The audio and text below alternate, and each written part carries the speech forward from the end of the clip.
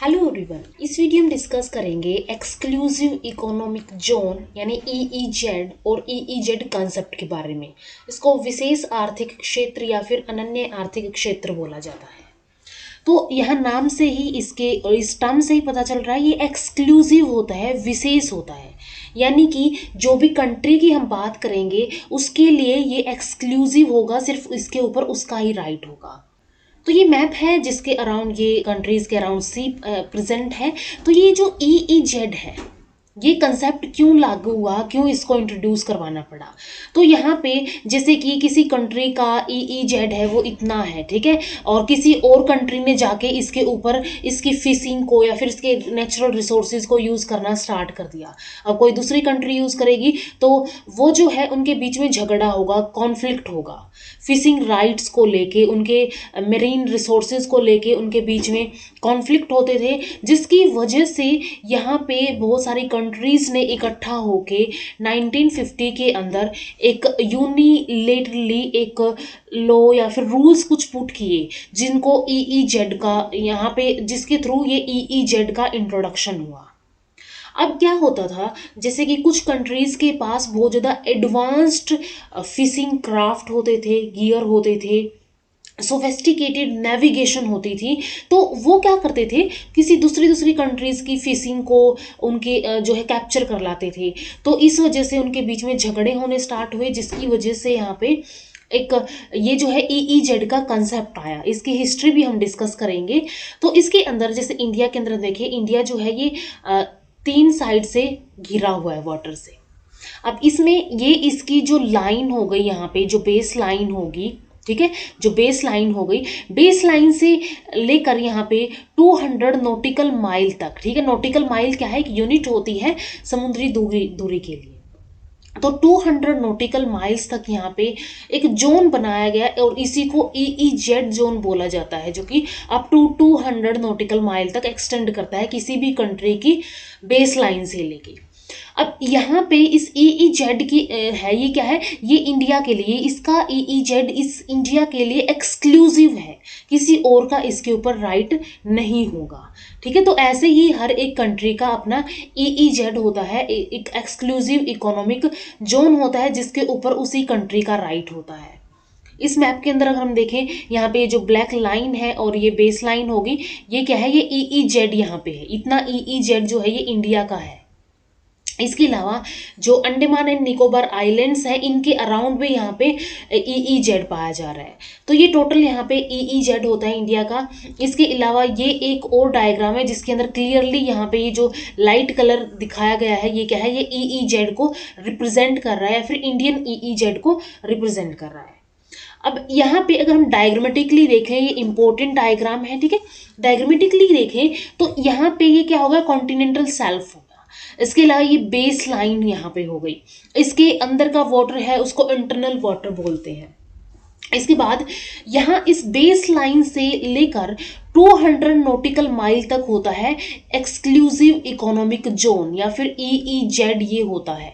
Base line से लेकर 200 nautical miles तक ये एक्सक्लूसिव इकोनॉमिक जोन पाया जाता है। इसके अलावा यहाँ पे कुछ और जोन्स भी होते हैं। अब इस ईईजेड के जो बाद में जो जोन मिलेगा उसको बोला जाता है हाई सी। सिर्फ किसी भी कंट्री का एक्सक्लूसिवली यहाँ तक ही राइट होता है। इसके बाद हाई सी हो गया, लाइक यहाँ पे कोई दूसरी कंट्री हो गई, उसका ये इतना ईईजेड हो गया, तो यहाँ पे और यहाँ पे सी है तो ये हाई सी होगा। तो यहाँ पे अगर हम देखें, इसके अंदर भी बेस लाइन से लेकर 12 नॉटिकल माइल तक यहाँ पे एक एरिया पाया जाता है जिसको टेरिटोरियल सी बोला जाता है, ठीक है। बेस लाइन से लेकर 12 नॉटिकल माइल तक एक एरिया होता है, इसको टेरिटोरियल सी बोला जाता है। इसके अलावा नेक्स्ट यहाँ पे 12 नॉटिकल माइल और, यानी टोटल हो गया 24 नॉटिकल माइल।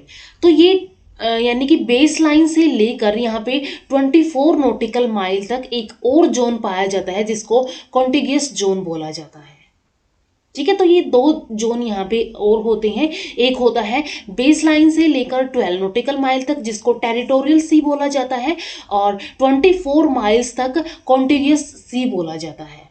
अब इसमें अगर हम यहाँ पे देखें कि किसके अंदर यहाँ पे एक्सक्लूसिव इकोनॉमिक जोन किसको इंक्लूड करता है, तो लाइक यहाँ पे टेरिटोरियल सी की अगर हम बात करें, ये एक्सक्लूसिव इकोनॉमिक जोन के अंदर इंक्लूड नहीं होगा, लेकिन कॉन्टेजियस जो जोन है, ठीक है, इसका जो ये पोर्शन है ये इसके अंदर एक्सक्लूसिव इकोनॉमिक जोन के अंदर इंक्लूड होता है। इसके अलावा जो नेशनल एयर स्पेस जो पार्ट ऑक्यूपाई करता है स्काई के अंदर, वो जो है ये 12 नोटिंग या फिर टेरिटोरियल सी तक का ही होता है। इसके बाद क्या होता है, नेक्स्ट इसके बाद होता है इंटरनेशनल एयर स्पेस का।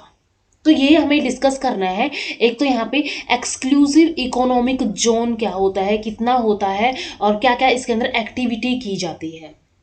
इसके अंदर कॉन्टिजियस जोन जो है ये इंक्लूड होता है, टेरिटोरियल सी इसके अंदर इंक्लूड नहीं होता है। यहाँ पे अगर हम देखें डायग्रामेटिकली इस मैप के अंदर दिखाया गया है, ठीक है, ये जो है इतना क्या है EEZ है, बेस लाइन से लेकर ये क्या है यहाँ पे इस कंट्री का EEZ है। तो ये EEZ यहाँ पे शो किए गए हैं। तो यहाँ पे अगर हम देखें ये इसी जो इस कंट्री का जो EEZ है वो सिर्फ इसी कंट्री का है, यानी कि ये इसके लिए इंडिया के लिए एक्सक्लूसिव है, और दूसरी कंट्री का है तो वो उनके लिए एक्सक्लूसिव है। इसके बाद ये जो EEZ का कंसेप्ट है, तो ये जो EEZ की संकल्पना है, समुद्र के वे क्षेत्र होते हैं जो आमतौर पर, ठीक है, ये वे क्षेत्र होते हैं जो आमतौर पर किसी देश के समुद्र तट यानी कि कंट्री की कोस्ट लाइन से 200 समुद्री मील यानी नॉटिकल माइल तक फैले हुए हैं, जो कि UN क्लोज समुद्र के कानून पर संयुक्त राष्ट्र सम्मेलन ये हुआ था, ठीक है, कन्वेंशन हुई थी, United Nations Convention on the Law of the, Sea तहत तट के लिए आरक्षित है, ठीक है। EEZ क्या है, EEZ का कंसेप्ट क्या है कि जो किसी भी कंट्री का जो कोस्ट लाइन है, कोस्ट लाइन से लेके 200 नॉटिकल माइल तक यहाँ पे उस कंट्री के लिए वो एरिया आरक्षित होता है, वो एरिया रिजर्व होता है। अब ये जो है हमने पहले ही बात की थी कि कंट्रीज के EEZ क्यों आया, क्योंकि कंट्रीज के बीच में बहुत सारे कॉन्फ्लिक्ट होते थे, झगड़े होते थे फिशिंग राइट्स को लेके। तो उन फिशिंग राइट्स को बहुत सारी कंट्रीज ने, जो एक्सप्लॉइटेड कंट्रीज थी, जिनके ऊपर दूसरी और सुपीरियर कंट्रीज या फिर मोर डेवलप्ड कंट्रीज या फिर जिनके पास अच्छे अच्छे फिशिंग गियर, क्राफ्ट्स और अच्छी नेविगेशन थी फिशिंग करने के लिए, फिशिंग कैप्चर करने के लिए, वो दूसरी कंट्रीज को एक्सप्लॉइट करते थे। तो उन एक्सप्लॉइटेड कंट्रीज ने मिलकर क्या किया, मिलकर एकजुट होकर एक कुछ रूल्स पुट किए, कुछ लॉज बनाए, एंड वो जो है कन्वेंशन के थ्रू यहाँ पे लागू किए गए, जिसको बोला जाता है UN क्लोज, यानी कि United Nations Convention on the Law of the, Sea फिर EEZ हम बोल सकते हैं कि ये एक समुद्री क्षेत्र यानी सी जोन होता है जिस पर किसी भी देश का समुद्री संसाधन यानी कि मेराइन रिसोर्सेज का एक्सप्लोरेशन एंड यूज के लिए उनका एक्सक्लूसिव राइट होता है, उनका स्पेशल राइट होता है, उनका विशेष अधिकार होता है।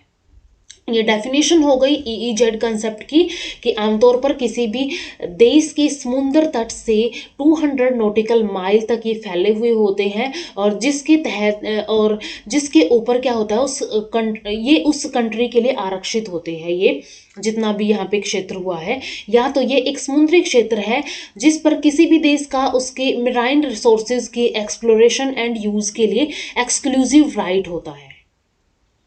अब नेक्स्ट आती है इसकी हिस्ट्री की, कैसे ये जो है इंट्रोड्यूस हुआ एक्सक्लूसिव इकोनॉमिक जोन। तो 1950 के अंदर कई देश जो एक्सप्लॉइटेड कंट्रीज थी, उन्होंने एक तरफा रूप से 6 से 12 समुद्री मील यानी कि 6 to 12 नॉटिकल माइल तक क्या किया, 6 to 12 नॉटिकल माइल तक अपने तटीय जल की मछली पकड़ने की सीमा निर्धारित की, ठीक है। सिर्फ 6 to 12 नॉटिकल माइल तक इन्होंने निर्धारित की कि ये सिर्फ हमारा जोन है, इसके अंदर और कोई दूसरी कंट्री नहीं आ सकती। इसके बाद 1970 के अंदर इस सीमा को बढ़ाकर 200 नॉटिकल माइल तक कर दिया गया, ठीक है। इसको फिर 6 to 12 नॉटिकल माइल से लेके इसको 200 नॉटिकल माइल तक कर दिया गया। एक नॉटिकल माइल जो होता है, एक नॉटिकल माइल जो होता है, एक नॉटिकल माइल इसके अंदर इंक्लूड होता है 1.85 किलोमीटर, यानी कि ये जो हमने 200 नॉटिकल माइल लिया है, इसके अंदर करीब करीब 370 किलोमीटर का डिस्टेंस आता है।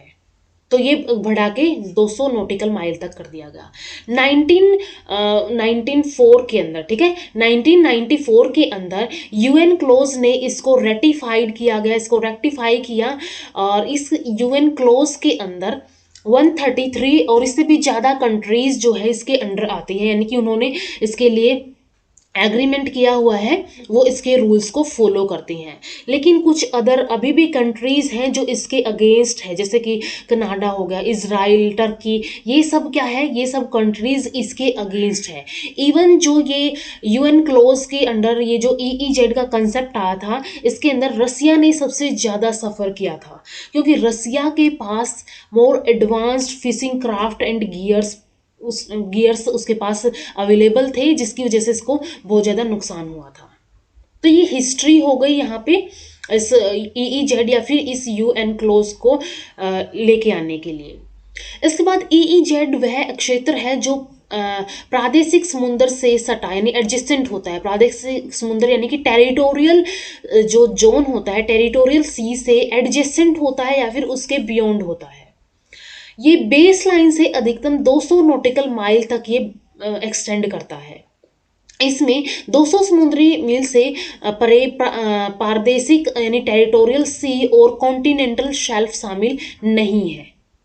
अब ईईजेड के अंदर हमने पहले ही बात की थी, ईईजेड के अंदर territorial C and continental shelf शामिल नहीं होती हैं, लेकिन जो कॉन्टिगियस जोन है इसके अंदर शामिल होता है, जो सन्निहित क्षेत्र है वो इसके अंदर शामिल किया जाता है। ईईजेड के भीतर देश का प्राकृतिक संसाधन यानी नेचुरल रिसोर्सेज पर स्पेशल राइट होता है। इसे ईईजेड में अन्य देशों के अधिकारों का भी सम्मान करना होता है, जैसे कि नेविगेशन की स्वतंत्रता उनको देनी होती है। ऐसा नहीं है कि ईईजेड के ऊपर किसी कंट्री का राइट है तो वो दूसरी किसी कंट्री को कोई भी राइट नहीं देगी। तो जो लाज के अकॉर्डिंग उसको राइट देना है तो उसकी भी इसको रिस्पेक्ट करनी पड़ेगी, एंड दूसरी कंट्रीज को भी इसके कुछ राइट्स देने होंगे। इसके बाद क्या क्या राइट्स होते हैं किसी कंट्री के ईईजेड के अंदर। तो इसके अंदर सबसे पहले तो जो प्राकृतिक संसाधन है, जो वहाँ पे नेचुरल रिसोर्सेज पाए जा रहे हैं, चाहे वो लिविंग हो चाहे वो नॉन लिविंग हो, उनका एक्सप्लोरेशन करना, उनका अन्वेषण करना, एक्सप्लॉइट करना, उनको संरक्षण करना और उनका मैनेज करना, उनको प्रबंधन करना। तो ये सभी जो है राइट आते हैं किसी भी कंट्री के ईईजेड के अंडर, कि उस क्षेत्र के अंदर एक्सप्लोर वो कर सकते हैं, एक्सप्लॉइट कर सकते हैं, यूज़ कर सकते हैं, उनको कंजर्व भी कर सकते हैं और मैनेज भी कर सकते हैं।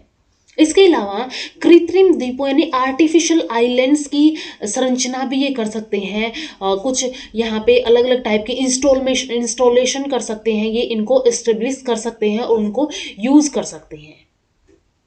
समुद्री वैज्ञानिक संसाधनों का संचालन यानी कि जो मेराइन साइंटिफिक रिसोर्सेज है या फिर रिसर्च है, ठीक है, रिसर्च है, उनको भी ये कैरी किया जा सकता है इस जोन के अंदर। एंड जो मेराइन एनवायरनमेंट है इसको प्रोटेक्ट एंड प्रिजर्व करना होता है। तो ये राइट्स आते हैं किसी भी कंट्री की जो कि ईईजेड के अंडर आता है, कि वो उस क्षेत्र को, उसके अंदर लिविंग नॉन लिविंग जो भी चीज़ें, जो भी नेचुरल रिसोर्सेज पाए जा रहे हैं उनको एक्सप्लोर कर सकता है, एक्सप्लॉइट कर सकता है, उनको बचा सकता है, उनका मैनेजमेंट कर सकता है। इसके अलावा इसके ऊपर कोई भी इंस्टॉलेशन वो कर सकता है, जैसे कि इसके ऊपर कोई आर्टिफिशियल आइलैंड बनाना हो गया, कोई स्ट्रक्चर बनाना हो गया, तो इन सभी को भी इस्टेब्लिश करके यूज़ ये कर सकते हैं। इसके अलावा इसके अंदर मेराइन साइंटिफिक रिसर्चेज भी कैरी किए जा सकते हैं, एंड इसको प्रोटेक्ट एंड प्रिजर्व भी करना होता है मेराइन इन्वायरमेंट को। तो ये सभी राइट्स हैं ईईजेड के अंडर किसी भी कंट्री के। इसके बाद यहाँ पे हमने बात की कि जो ईईजेड के अंडर कोई भी कंट्री जो है वो क्या बना सकती है, आर्टिफिशियल आइलैंड्स बना सकती है। आर्टिफिशियल आइलैंड्स बना सकते हैं। तो आर्टिफिशियल आइलैंड्स के अंदर इंडिया का एग्जाम्पल है विलिंगटन आइलैंड है एक, जो कि कोची केरला के अंदर सिचुएटेड है। तो ये जो आइलैंड है इसके अंदर क्या क्या इसकी सिग्निफिकेंस है। एक तो ये जो पोर्ट है कोची की, ठीक है, कोची बंदरगाह के साथ साथ जो कोची नेवल बेस है, कोची नेवल बेस हो गया। इसके अलावा जो southern naval command of the Indian navy, plant quarantine station होता है, जैसे कि वाटर के थ्रू किसी दूसरी कंट्री से हमने प्लांट्स को मंगवाया है, तो उन प्लांट्स को क्या किया जा सकता है कि उन प्लांट्स के अंदर कोई ऐसी इन्वेसिव स्पीसीज ना हो, कोई ऐसा पेस्ट ना हो जो कि दूसरी हमारे इंडिया के अंदर इंट्रोड्यूस होकर या फिर किसी भी कंट्री के अंदर इंट्रोड्यूस होकर उसको खराब कर दे। तो उनको कुछ टाइम के लिए क्वारंटाइन करवाया जाता है, वहाँ पे रखा जाता है उनको चेक करने के लिए, तो वो भी यहाँ पे होता है। इसके अलावा कस्टम हाउस कोचिंग यहाँ पे है, central institute of fisheries technology यहाँ पे है।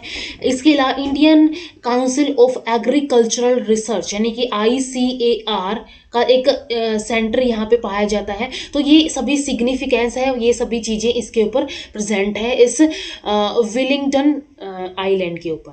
इसके अलावा यहाँ पे Cochin port maritime heritage museum भी इसी आइलैंड के ऊपर स्थित है।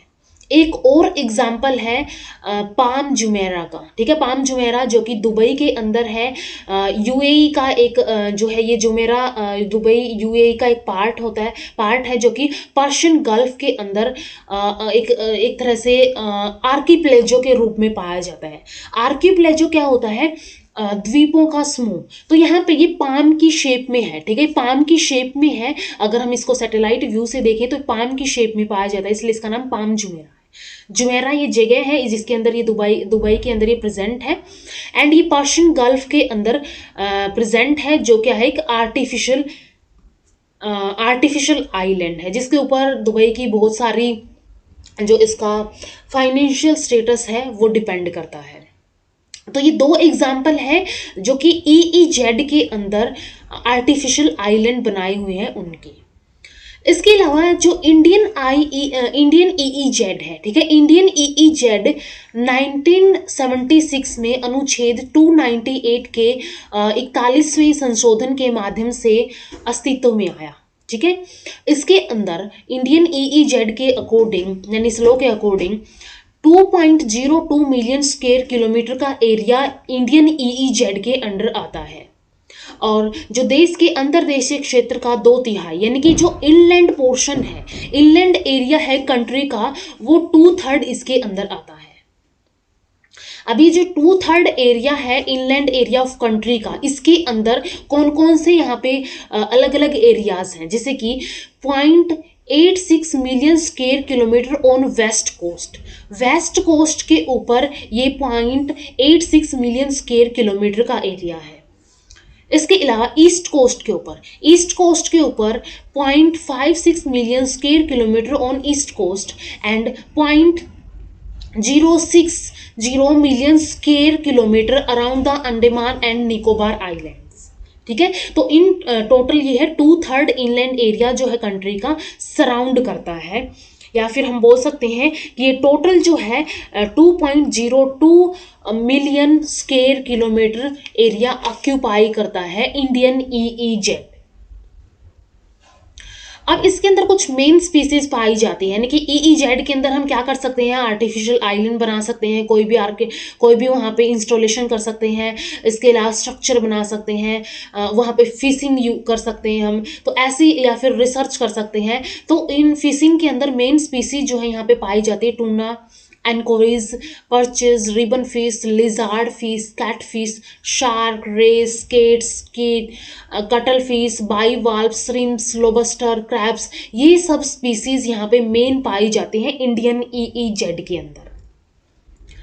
प्रोडक्शन की अगर हम बात करें कि कितना प्रोडक्शन करता है, तो अकॉर्डिंग टू डाटा 2000 के अंदर 3.934 मिलियन टन्स का प्रोडक्शन किया गया था, एंड 2011 के अंदर 4.412 मिलियन टन्स का प्रोडक्शन किया गया। तो ये जो है सिर्फ 11 ईयर्स के अंदर इतना बढ़ गया, या तो हम बोल सकते हैं कि डिमांड के ऊपर भी ये इंक्रीज हुआ है।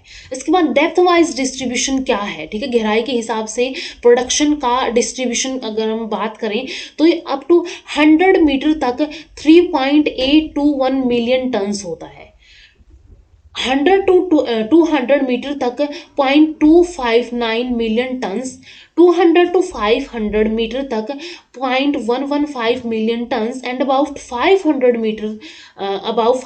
मीटर ये होता है 0.217 मिलियन टन्स। तो यहाँ पे अगर हम ओवरऑल देखें तो अप टू 100 मीटर तक ही यहाँ पे बहुत ज़्यादा प्रोडक्शन होता है, नीचे के एरियाज के अंदर ज़्यादा प्रोडक्शन नहीं होता है। तो जो मेनली फिशिंग है वो इसी अप टू 100 मीटर के एरिया के अंदर की जाती है। इसके बाद टाइम टू टाइम इंडिया के अंदर भी बहुत सारे ऐसे लॉज या फिर बहुत सारे रूल्स फॉलो किए गए हैं जो कि यूएन क्लोज के अंडर आते हैं। यूएन क्लोज क्या है, एक तरह से एक कन्वेंशन है जिसके जो कि क्या करता है, इन सभी चीज़ों के ऊपर अपना कंट्रोल रखता है। तो 1991 के अंदर इंडिया के अंदर डीप सी फिशिंग पॉलिसी आई थी, ठीक है, डीप सी फिशिंग पॉलिसी आई। इसके बाद 1998 के अंदर नेशनल फिशरीज पॉलिसी इंडिया के अंदर इंट्रोड्यूस की गई। तो इसके ऑब्जेक्टिव क्या थे, ठीक है, इस नेशनल फिशरी पॉलिसी के ऑब्जेक्टिव हैं कुछ। सबसे फर्स्ट है यहाँ पे मत्स्य उत्पादन में वृद्धि, यानी जो फिशरी प्रोडक्शन है उसके अंदर एनहांसमेंट करनी, उसको इंक्रीज करना। स्वरोजगार सृजित यानी कि सेल्फ एम्प्लॉयमेंट कर, गरीबी उन्मूलन यानी कि पॉवर्टी एलिवेशन, और जो फिशरमैन है उनकी सोशो इकोनॉमिक जो स्थिति है, कंडीशंस है, उसके अंदर सुधार करना। जो एनिमल प्रोटीन की डिमांड है उसको पूरा करना। इसके अलावा जो मछली है और मत्स्य उत्पाद है यानी फिश है एंड फिशरीज के जो प्रोडक्ट्स हैं उनका निर्यात करके विदेशी मुद्रा यानी कि फॉरेन करेंसी को अर्जित करके इकोनॉमिक ग्रोथ को प्राप्त करना। पारिस्थितिक संतुलन बनाए रखना यानी कि इकोलॉजिकल बैलेंस को मेंटेन करना एंड बायोडाइवर्सिटी को संरक्षण करना, जैव विविधता का संरक्षण करना, सार्वजनिक स्वास्थ्य सुनिश्चित करना, पब्लिक हेल्थ को इंश्योर करना। इसके अलावा रिक्रिएशनल फैसिलिटीज़ को प्रोवाइड करवाना। तो ये सभी इस नेशनल फिशरीज पॉलिसीज़ के, ठीक है, नेशनल फिशरीज पॉलिसी के ऑब्जेक्टिव है। तो ये इंडिया के अंदर फॉलो की जाती है, जो क्या की गई है, यूएन क्लोज से कुछ लॉज लेके यहाँ पे ये इंडिया गवर्नमेंट ने इंट्रोड्यूस की हुई है।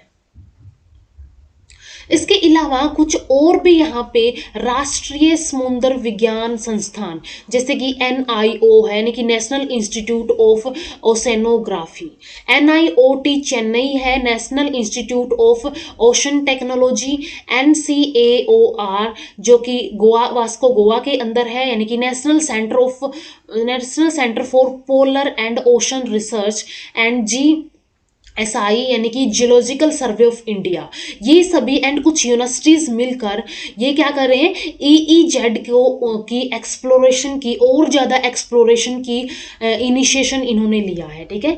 NIO या फिर NIO ने, NIOT ने, NCAOR ने, GSI एंड इसके अलावा कुछ यूनिवर्सिटीज़ ने मिलकर क्या किया है, EEZ को एक्सप्लोर करने की प्रक्रिया शुरू की है। क्योंकि यहाँ पे बहुत ज़्यादा ऐसा एरिया आता है इंडिया के अंदर जो अभी तक एक्सप्लोर नहीं हुआ है, ठीक है। तो इसलिए इन कुछ यहाँ पे इंस्टीट्यूशंस ने इसको इनिशिएशन किया है EEZ को एक्सप्लोर करने के लिए। तो यहाँ पे हमने EEZ के बारे में डिस्कस कर लिया है कि EEZ को इंट्रोड्यूस क्यों करवाया गया, कॉन्फ्लिक्ट की वजह से, कितना एरिया EEZ के अंडर आता है, क्या क्या काम यहाँ पे EEZ के अंडर किया जा सकता है, एंड इसके अलावा इंडियन EEZ के अंदर कितना एरिया आता है, एंड डेप्थ वाइज क्या प्रोडक्शन है वहाँ पे, और भी कुछ इंडिया ने भी कुछ पॉलिसीज़ यहाँ पे इंट्रोड्यूस की है अपना EEZ को एक्सप्लोर करने के लिए। तो इस वीडियो में इतना ही, मिलते हैं नेक्स्ट वीडियो के अंदर। वीडियो अगर हेल्पफुल लगी हो तो लाइक कीजिए, शेयर कीजिए अपने फ्रेंड्स के साथ, इन चैनल को सब्सक्राइब कर लीजिए। Thank you so much.